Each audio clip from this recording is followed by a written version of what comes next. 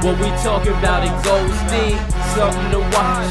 Even from the nosebleeds, the fans been waiting, anticipating for the whole week. Cause we making moves and breaking news, no time for cold feet.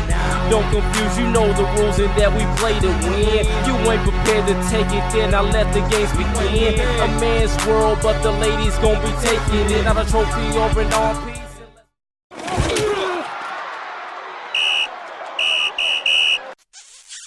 Jennifer Lopez and Shakira will perform at the Super Bowl halftime show in Miami.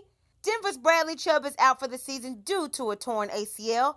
My Steelers finally got their first win of the season on Monday night, and in my Carl Lewis voice, don't look now, but Adam Gates' team from last year and his team from this year are both still winless. Greetings, good people. Thanks for tuning in to WTF Too, Women Talk Football Too. I'm Latasha Miles, a.k.a. Joan Madden, the Gridiron Goddess of SheSP and the network, accompanied by my lovely, talented, and knowledgeable co-host, Shalika McCrimmon, a.k.a. the Touchdown Time Boy. What's up, TT? What's up, GG? Man,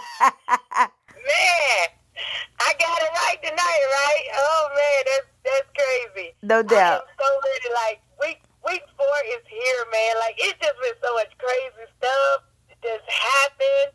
Like, we better jump into this show before I just spill all the beans. I hear you, no doubt. Absolutely. So we will go ahead and get this thing kicked off with the first quarter. And then there were three undefeated teams remaining in the NFL: the Patriots, the Chiefs, and the 49ers. Now, TT, what's the likelihood that all three of these teams continue to threaten Mercury Morris and the 72 Dolphins' perfect record as we head into week 5? So we got the Super Bowl champions. They play at the Redskins, the winless Redskins at that. The Chiefs play at the Colts on Sunday night.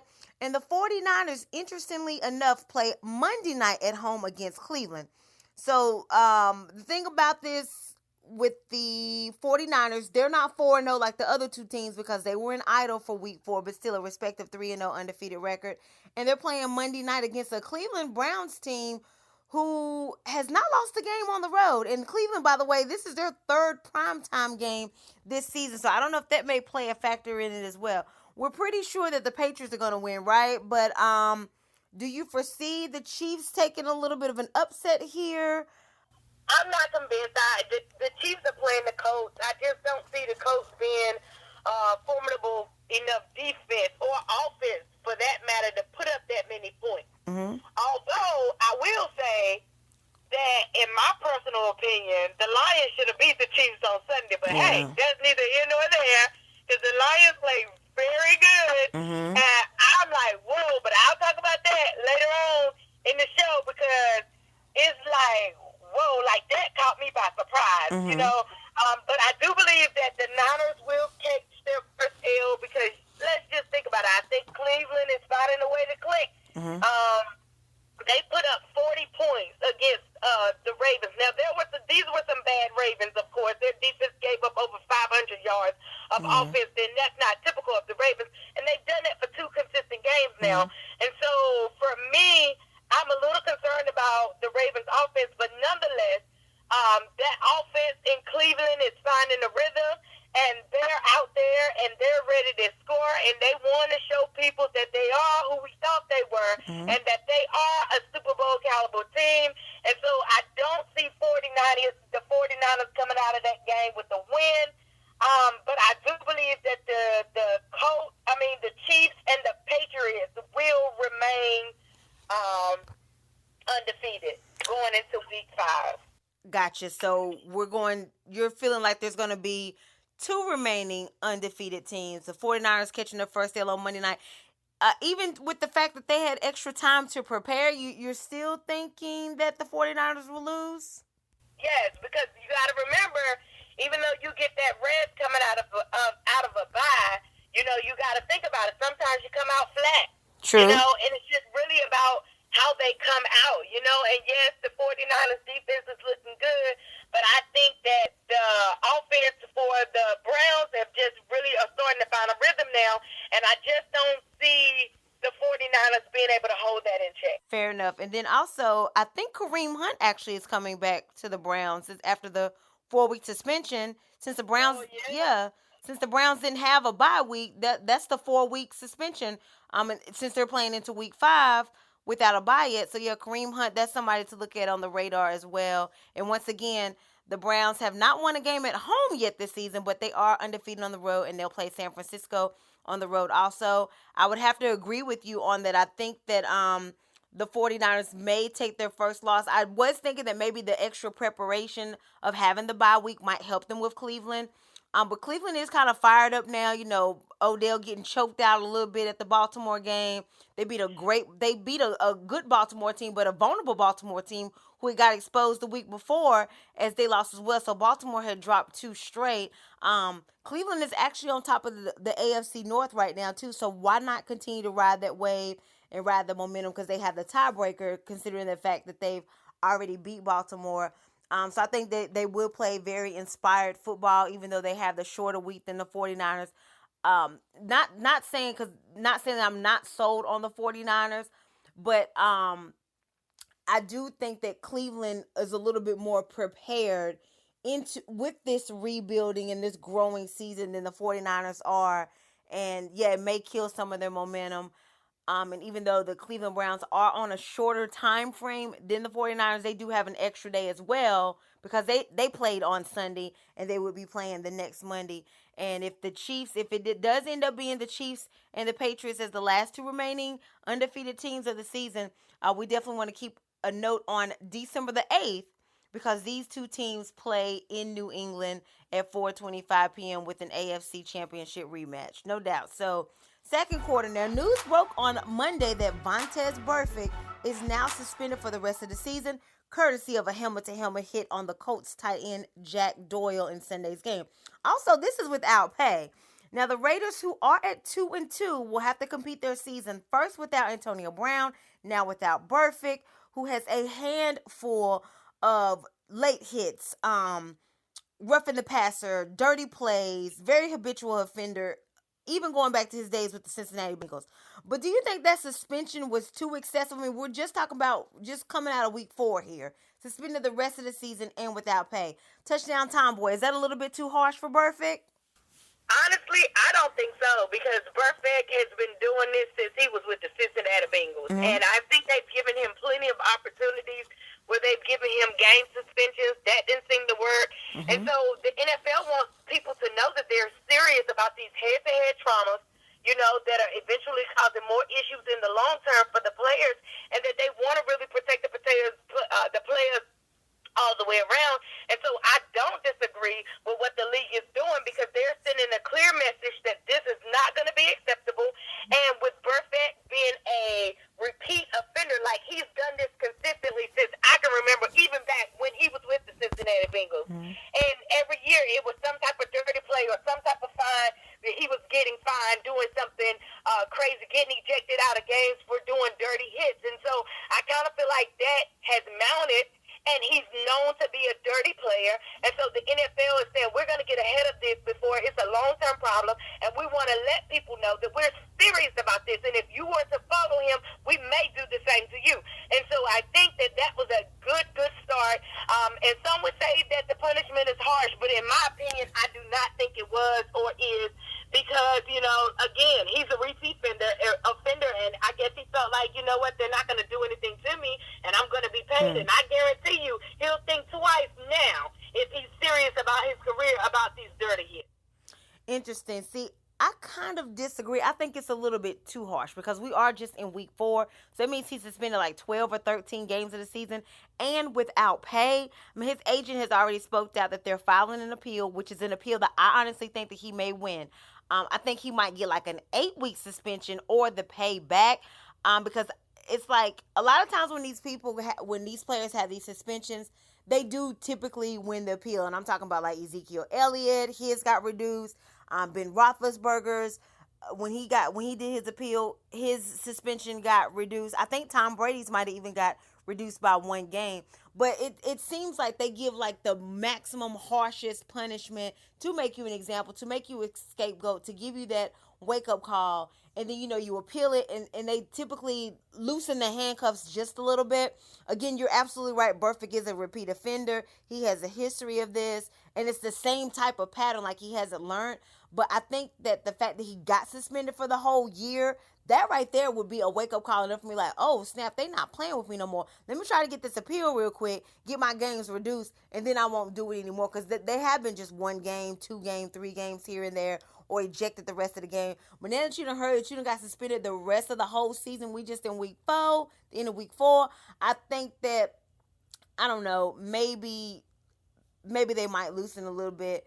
I just suspect maybe he'll get 8 games, but again, without pay. Yeah. That's exactly why I think they need to hold him to it, because I think he thinks he's going to win the appeal.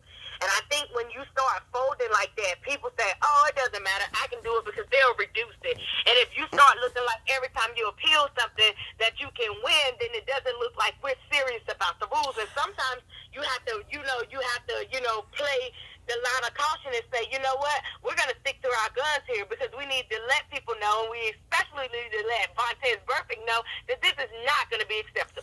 So, hey, you might disagree with me on that, but I think that he is the perfect one, because he's done this multiple times. I mean, no, I get that part of it, but I still feel like, what he's doing is kind of in between the 20s. I mean, you're talking about players who have learned the game of football from the beginning. It's always been a fast pace, and I don't think every hit, as much as I dislike Burfict because he's been a division rival, he's taken Ben out, he's had issues with some of our players, and I'm not a big fan of his for his character, but honestly, when I look at some of these hits, I don't think every last one of them have been like intentional. When I look at like an Ezekiel Elliott who did stuff away from the field, like, dude, you're conducting yourself in a behavior that, like, what Burfict is doing is at least between the 20s. Like, he's in the game. What Ben Roethlisberger did was away from the game. Like, you're disrespecting the code of conduct. Like, you're taking advantage of your role. Well, I don't think Burfict did that. So that's why I'm saying his is a more of an internal issue, not so much external, to where he's like feeling like he's untouchable and invincible in the world outside of football. So I felt like a Ben suspension, or if theirs got reduced for stuff outside of the game that, like, you ain't got any business doing, at least Burfict stuff is kind of on the field. And that's like, I don't know, I just felt like at least his was kind of in the line of work, like the line of duty, and he wasn't doing anything crazy off the field. Because again, just some of the stuff that I see, he wasn't doing every single one of these hits intentionally. I think it's just the speed of the game, like a reaction, or not knowing how the other player's going to land either. Like, some of the times you don't know if the player's going to slide, so some of that stuff is inadvertent. So I don't know. I feel like maybe they should reduce it. Not saying necessarily they will. I hope so. I think that they will. But if they don't, I get it. I completely get it, and I won't disagree with them on that. So, Touchdown Tomboy, what do you got coming up for us here at the halftime presentation for the ladies? I got some special this week. I got something special this week. Are y'all ready? No doubt. You ready? Okay. So this week, we're going into the fall of the year, okay? Mm-hmm. Which means that in a couple months, we'll be getting ready to start to get our Super Bowl preparation on, okay? Mm-hmm. And so what I wanted to do today was something a little bit different, okay? So today I'm going to detour from my regular, football talking and stuff like that. And today I'm going to give y'all one of my famous recipes that I do every year for the Super Bowl.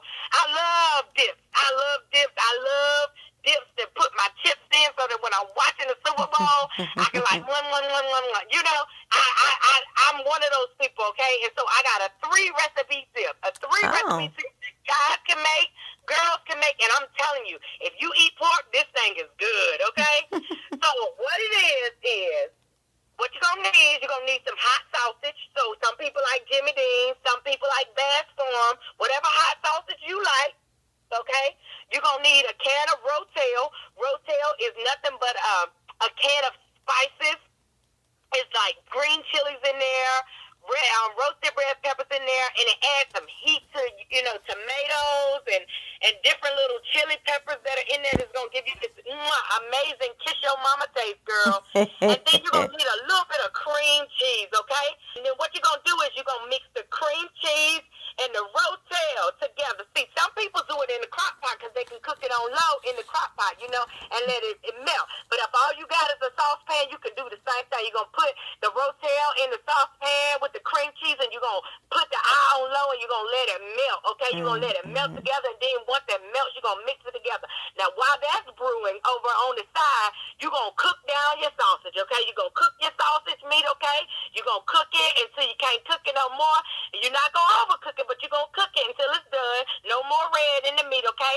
And what you're going to do, you're going to drain the grease off your sausage just like you do it in the morning. And then you're going to mix the sausage into the rotel and the cream cheese dip, okay? And you're going to let it simmer on low for a few minutes, okay? And get all those tastes together or whatever. And you're going to mix that thing up, okay? And then you're going to put it on that plate, and you're going to get you some chips, whatever kind you like, whether it's Tostitos or the little scoops, whatever you like, girl. And I'm promising you, your friend's going to thank you to bomb.com because your dip was on fire. I promise you, it's a game winner. All right, that's what you get from me tonight, girl. Woo! Oh, my gosh. Oh, man. Like, my mouth is completely watering now. Like, how dare you? I was not expecting that. Now I'm, like, hungry all over again.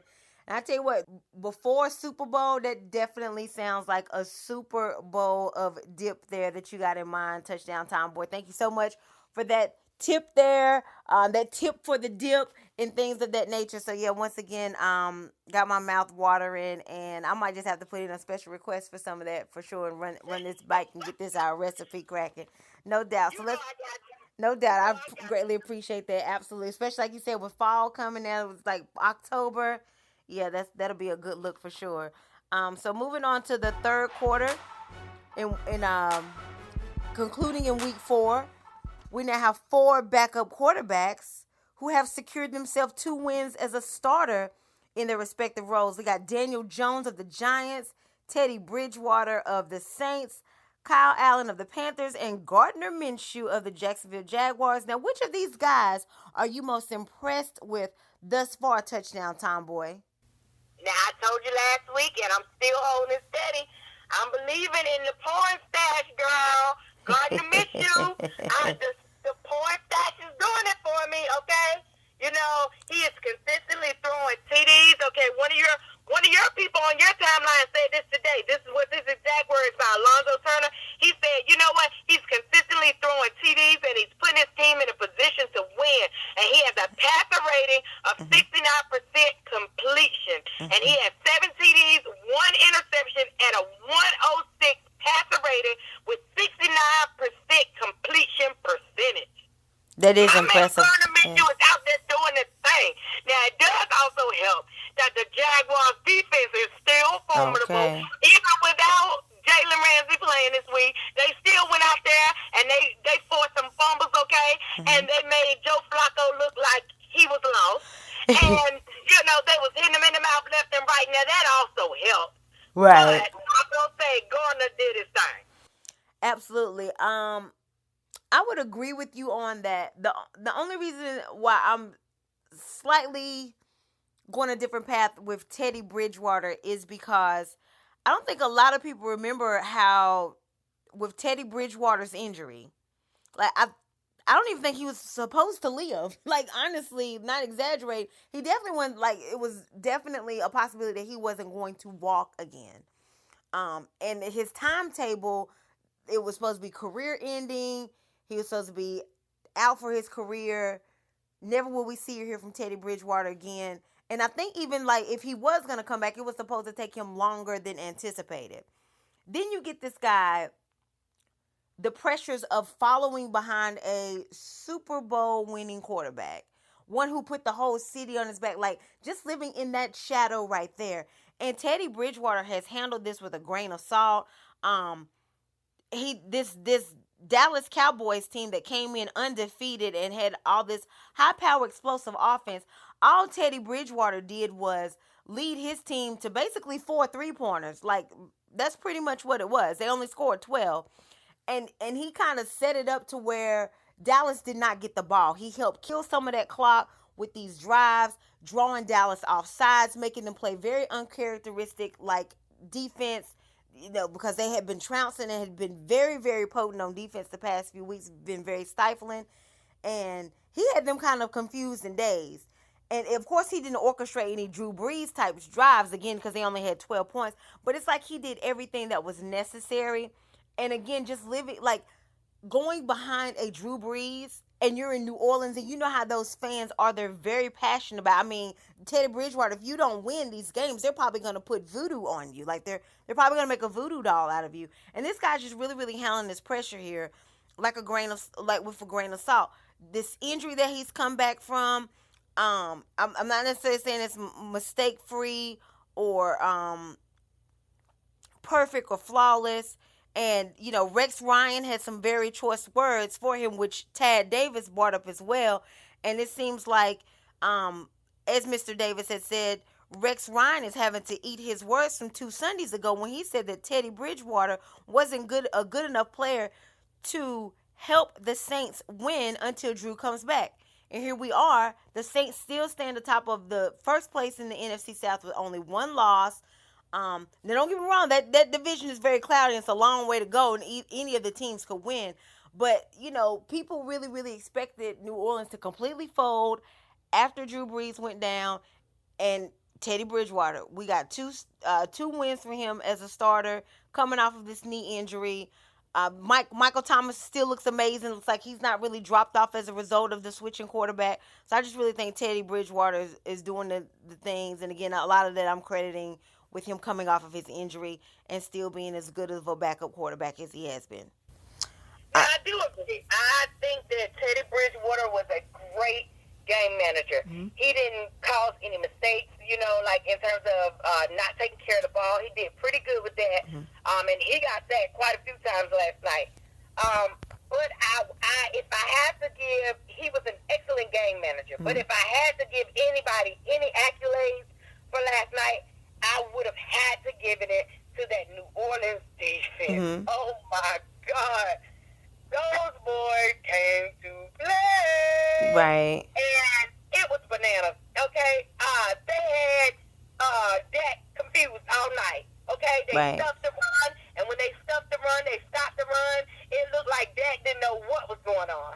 And I was like just completely baffled by how well the New Orleans defense did. So no disrespect to Teddy Bridgewater, but that New Orleans defense, oh my God, they showed up and they showed out and they did beyond what they were supposed to do. I feel you. I can agree with you on that. And speaking of the fact that you're harping in on the defenses, as we go over to the fourth quarter, we're actually a quarter of the way through the season. September just absolutely zoomed by now that we're in October, so that means we're definitely 1/4 of the way through the 2019 NFL season.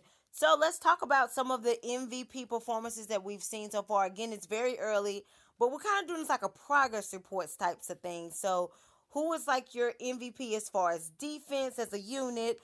Do you have any MVPs, biggest disappointments, best new coach thus far? What are your thoughts as we are a quarter of the way through the season here at Touchdown Tomboy? Let me tell you something. Yesterday, there were 2 teams that I had been completely wrong about, and that I had not given them any credit until I saw them up against 2 of the best teams in the league, and they gave them a run for their money, okay? And I honestly believe that the Patriots would have went down if Josh Allen didn't get hurt, okay? Mm-hmm. Because I've never seen Tom Brady play so bad. Like, they even had Tom Brady off his game last night. Tom Brady didn't throw for any TDs yesterday, and he had an interception. Mm-hmm. So it's like he only threw for 150 yards. And so I was like, what is going on? And the only reason why the Patriots were safe, that was the lowest scoring game that I had seen from the Patriots. And the defense rescued them again yesterday. And so I got to give the Bills some credit because the Bills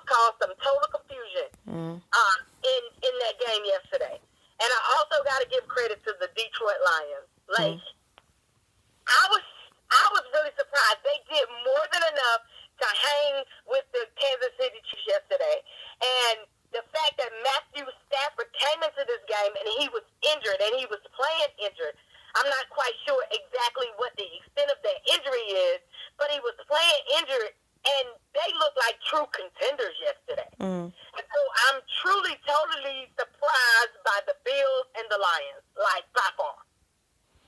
Gotcha. Do you have like any type of MVP so far this season? Patty Mahomes is still doing his thing.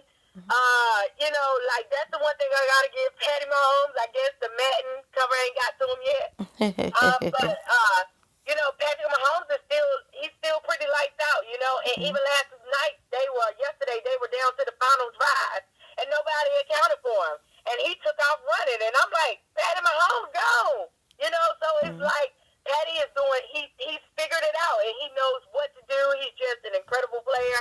And so, of course, I'm tipping my hat to Patrick Mahomes this year again, and hopefully, they make the big dance, because they're looking really good. Definitely. I would agree with you as far as like the biggest surprises with the Bills and the Lions. Kind of not really seeing that coming, and I kind of didn't want the Lions to be as successful as they are. The only reason being is because the Lions had that tie in the beginning of the year, and I kind of wanted to see because they definitely had a below 500 record last year, and I kind of wanted them to fail, and the reason being is because I didn't feel like Jim Caldwell did as bad as like for him to get fired and stuff. I feel like maybe he was a little bit more of a quieter coach. Like he really didn't put that type of fire in Detroit. Maybe that might have been what was missing for him. But he did get to the playoffs. He had above 500 records. So I kind of wanted Detroit to fail because I didn't like how they did Caldwell. And I wanted Matt Patricia to fail because I wanted to see if they were going to apply that same energy to Matt Patricia as they did with Jim Caldwell. I was looking for like a balance. I kind of wanted them to fail. But my mind has changed slightly because the whole NFC North, like just that whole division, is really a surprise. The Packers didn't know they were going to be as outstanding as they had been on defense. Don't get me wrong. Yes, they lost at home to Philly, but that was a desperate game for Philly, who had just lost 2 straight, and they were trying to stay afloat with the Cowboys at the time were undefeated. So it's kind of like, hey, we got to win this game. The Giants act like they want to make a little bit of noise with Daniel Jones now. So that was a game of desperation for Philly. Let's just keep it real. So just the whole NFC North is a surprise. Of course, Mitchell Trubisky now dislocating his left shoulder. Who knows what Chase Daniel could do for the Bears throughout the rest of the season because the defense is playing lights out. So you really don't have to do a lot on offense with this when you're playing with the Bears. So I'm going to include Detroit with that, but just saying that the whole NFC North has been a surprise. Minnesota, there's still questions with their quarterback situation, but I feel like once they get that resolved, they could get hot again. So yeah, the whole NFC North has really, really been a surprise for me. And as far as like an early season MVP, I definitely agree with you with Patrick Mahomes. He's playing some lights out football, and I definitely hope it continues because the thing is, like, not just his numbers statistically, it's really hard to dislike Patrick Mahomes away from the field when you hear him in these post-game conferences, when you see him rally his team, like the Detroit game where they were coming from behind on the road. Just seeing him, it's really, really hard to bet against this guy. So yeah, I would definitely go with Patrick Mahomes as well. Madden cover curse and all, I would go with Patrick Mahomes as well for the quarterly season MVP. Again, we're talking very early about this only because we're a quarter of the way through the season, so we're just kind of doing like a progress report here. Checking in as we've concluded the month of September. So closing out here, I don't know, maybe like a little bit of overtime, just an interesting little tidbit here, because we do still have some winless teams. We already talked about the undefeated teams, but we do. I was gonna make sure we talked about that too. Yeah, because we do still have. It's just a handful. It's getting better, of course, because the Steelers, they finally came off of it. They got a win on Monday night. Hallelujah. But we do still have like the Jets, who are coming off of a bye week. They play at the Eagles. The Dolphins, well, one thing for sure, we can guarantee that they won't lose this week because they're on a bye. So thankfully there was some mercy there from the schedule for them not to drop to 0-5. The Bengals just coming off of a loss on Monday night. Now, this is interesting because they play at home to Arizona, who also has not won a game yet. So that's 2 back-to-back weeks that Cincinnati has a chance to beat a winless team. And so the flip side of that, the Cardinals play at Cincy, and they have that tie, but the Cardinals still do not have a win. So I want to say one of those two teams has the win, but pump your brakes, because the Cardinals have already tied one time this season. We really can't rule out the fact that they may tie again. But out of these handful of teams who still have not won yet, touchdown Tomboy, are you thinking maybe the Jets could win? Or are we looking at the Bengals, or perhaps the Cardinals to finally get their first win in the 2019 season? Oh boy, I'm not looking at the Jets this week. When is Sam Darnold coming back? Is he coming back this week, or he's still out? I think it's still early in the week to say, but at the moment, it's a possibility. Oh, just also the Redskins, they're still winless, but we didn't include them because they're playing the Patriots this week, so that's probably a wash. For me, out of all the teams, first of all, I'm not quite sure what's going on with the Bengals. Mm-hmm. Okay, they have just been. I just hold my breath on that. But so if I had to pick a team that I felt like could catch their first W this week, I'm gonna say that the Cardinals are gonna get the W. Mm-hmm. That's what I'm thinking. I'm thinking that the Cardinals are gonna do enough to get the W, because you got to remember, although the Cardinals have been losing, the Cardinals have been losing to pretty decent teams. Right. So I think in the grand scheme of things, I think that the Cardinals are just better than the Bengals at this point, and I'm guesstimating that they will get the win this week. Okay, I'm looking at that same game, but I don't know if this is necessarily thinking that they will win, or this is more of a desire to win, but I want the Bengals to win at home coming off of this short week, because y'all making my division look bad. I mean, we were already making my division look bad because half of our division was winless up until Monday night. So I'm like, golly, it's only 4 teams in there and 2 of us don't have a win yet. So the Bengals, I'm feeling like that episode of Top Model with Tyra Banks, like, we're rooting for you. We're all rooting for you. Well, except touchdown Tomboy. But I love Murray, and I love the things that Arizona they've been attempting to do here.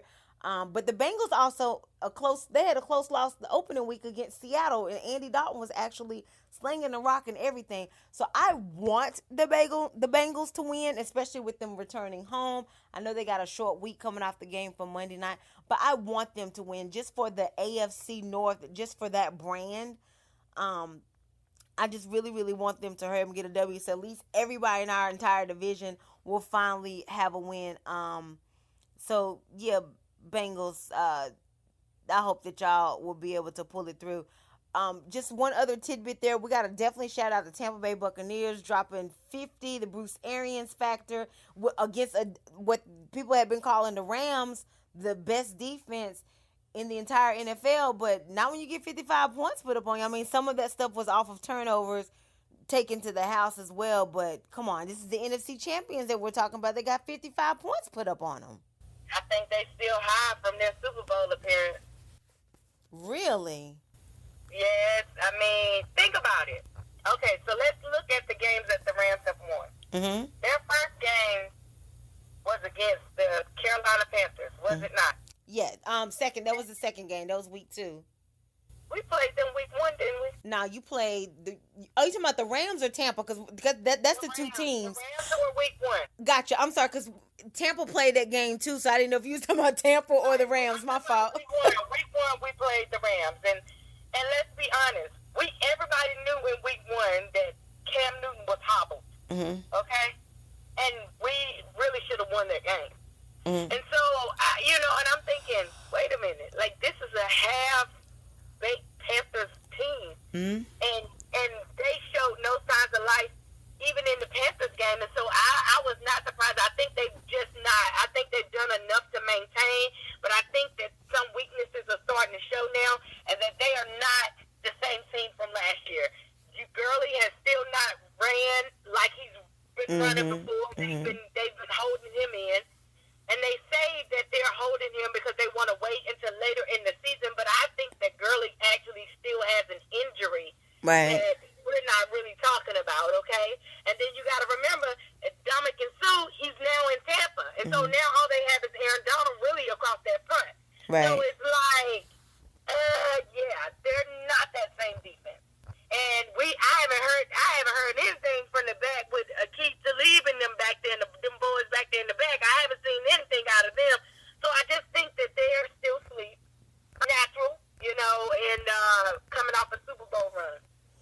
So Gotcha. that's my opinion of that. I see. Because before you said that, I didn't even look at them as still being high off of that Super Bowl run. I just kind of felt like them losing those key pieces, like you said, Sue, Robert Quinn as well.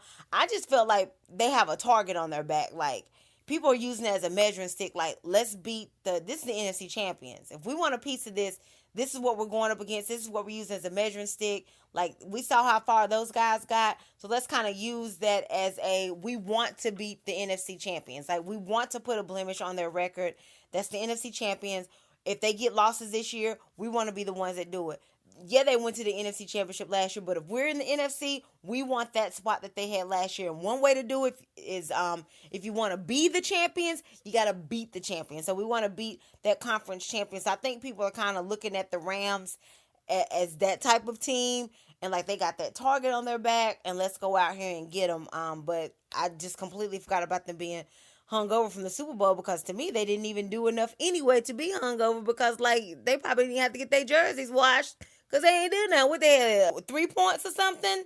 It was pathetic. But yes, this is going to be interesting to see how things play out as we are 1/4 of the way through the NFL 2019 season, as September has concluded, and we're falling into October with a little bit of pun there. Touchdown time, boy. Any shout outs, anything as we wrap up the show? No, but I do have one request. Uh-oh. Are you ready? Uh-oh. Are you ready? Maybe. Are you ready? Maybe. Try it. I think you need to tell me you're ready.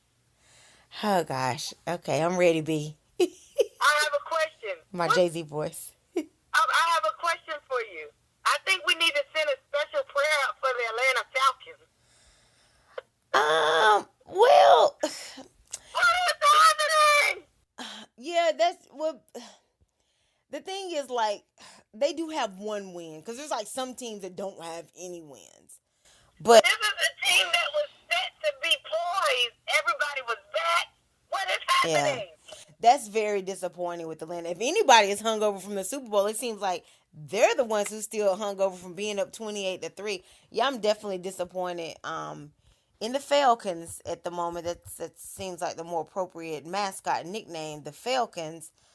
You know, the thing is, like they should really, really try to take advantage of Drew Brees being out. Like that division's so wide open right now. I was about to say with Cam being out too, but Kyle Allen is kind of showing that, hey, we can get some wins without him. But the one good thing that Atlanta does kind of have going for them is they have not played anybody in their division yet, if I'm not mistaken, right? They haven't played anybody. They have no division losses yet. So the meat and potatoes part of their schedule really hasn't quite started yet. So that could probably be the only thing that saves them at this point, is to do well with the 6 divisional games and let the rest of the chips fall as they may. Yeah, I mean, gosh, Claire. Yeah, them was my guys. I was really dependent on it, because Atlanta went got 3 offensive linemen in the offseason. I'm like, okay, there's finally some gelling there with the coaching staff. There's finally some consistency there. Julio Jones got signed, so that kind of shows some commitment. But yeah, I don't know what's up with them. So everybody send a prayer up for the Atlanta Falcons. I'm not sure what's going on, but apparently they need prayer. My goodness. I'm